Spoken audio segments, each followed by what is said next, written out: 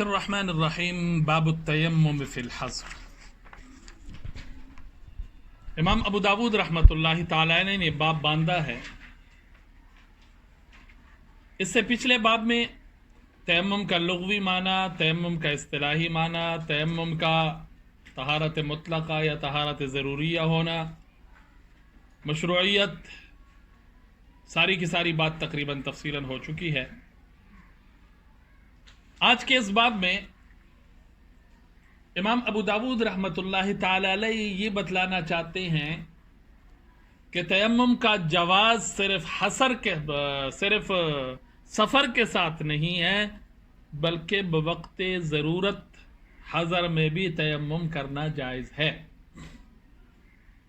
کیونکہ تیمم کے نزول کا جو واقعہ ہے وہ سفر میں پیش آیا تھا، تو کسی کے وہم میں یہ بات آ سکتی تھی، کسی کو یہ وہم ہو سکتا تھا کہ ہو سکتا ہے صرف سفر میں تیمم جائز ہو، حضر میں جائز نہ ہو، تو اس لیے امام ابو داود نے باب باندھا۔ حضرات علماء کرام نے تیمم فی الحضر گر ہوتے ہوئے تیمم کے مباح اور اجازت کے 4 سبب بیان کیے ہیں۔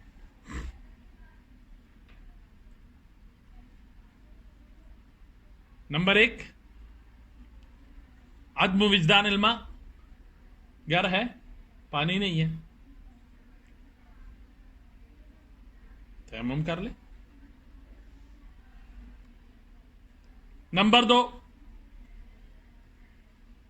اشتداد مرض،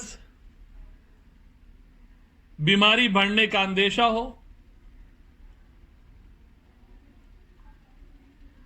یا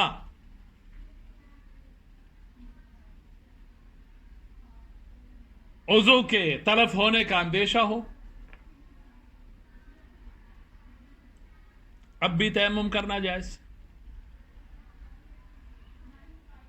تیسرا سبب شدت البرد، اتنی شدید سردی ہو کہ پانی کے استعمال سے ہلاکت کا خطرہ ہو، یا پانی کے استعمال سے بیمار ہونے کا خطرہ ہو۔ یہ نہیں کہ بس ہلکی سی سردی ہوئی اور تیمم کر لیا، ٹھیک ہے جی میں کدھر بیمار نہ ہو جاؤں۔ اور سبب نمبر 4،